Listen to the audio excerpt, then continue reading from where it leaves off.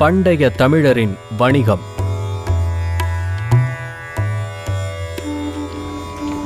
பண்டைய தமிழர்கள் கடல் வழி வணிகத்தில் சிறந்து விளங்கினர். பல்வேறு மேலை நாடுகளுடன் நெருங்கிய வணிக தொடர்பினை கொண்டிருந்தனர்.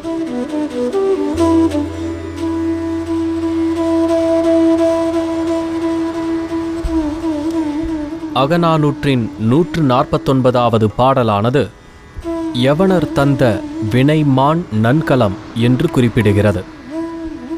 கப்பல் உருவம் பொறிக்கப்பட்ட பானை ஓடு அழகன்குளம் அகழாய்வில் கிடைத்துள்ளது.